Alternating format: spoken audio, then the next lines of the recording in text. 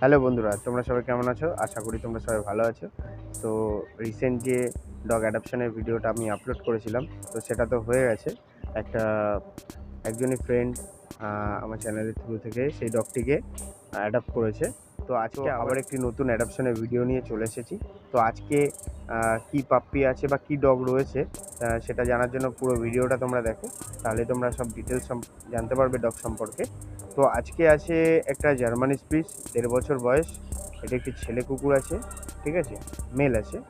আর ওনারের number আমি ডেসক্রিপশানে দিয়ে রাখবো।